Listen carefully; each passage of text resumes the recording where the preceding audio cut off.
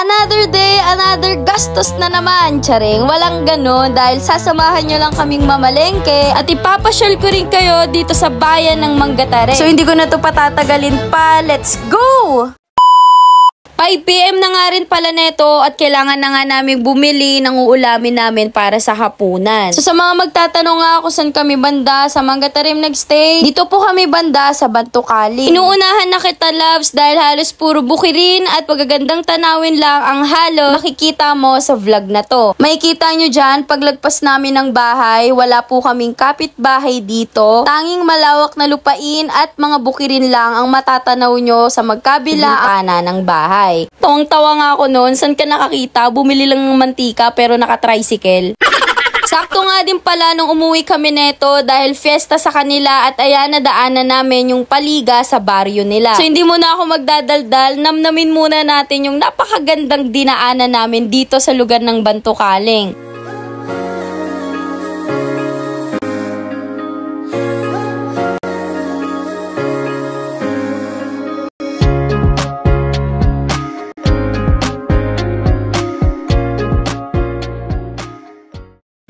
So pagkatapos nga namin mabusog sa napakagandang tanawin na nadaanan namin, narating na rin namin yung sentro ng Manggatarim. Nakakatuwa lang kahit hindi ako taga rito, sobrang laki talaga ng improvement. 2019 kasi nung last na pumunta kami dito, hindi ganito yung itsura niya eh. Pero ngayon, grabe sobrang ganda, para ng pasyalan sa Manila. May konting video ko sa loob nung plaza nila, sa next video ko na i-upload. Narating na rin pala namin yung loob ng palengke nila dito. Pinabili nga din kami neto ng hito dahil iihawin daw nila to at gagawin nga nilang pulutan. May nadaanan nga rin pala kami neto na nagbebenta ng ganito. Hindi ko matandaan kung anong tawag dito. Para siyang binuro, ganun. So kung alam mo nga kung anong tawag dyan, please paki-comment naman po sa comment section. Pagkatapos nga namin neto mamili, dumiretso uwi na rin kami dahil medyo malayo din yung babayahihin namin pauwi sa bahay. Nakakatuwa lang dahil meron pa kami ditong nadaanan na 2 baka. Tignan nyo, para silang LQ.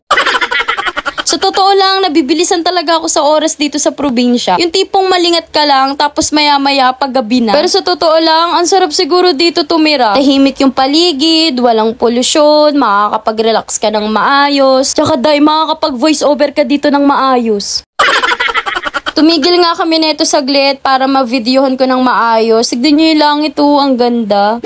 Halos 30 minutes din yung biniyahe namin or mahigit pa. Hindi ko sure, basta medyo matagal din bago kami nakarating dito sa bahay. Fast forward nga, nag-ihaw na rin sila neto at tapos na rin silang magluto. Kaya naman, sabay-sabay na rin kami naghapunan. Tara, kain po! So kung umabot ka nga sa video na to, makikilambing, paki-share, and pa-follow na rin sa aming page. So hanggang dito na lang muna. Salamat sa panonood. Follow for more!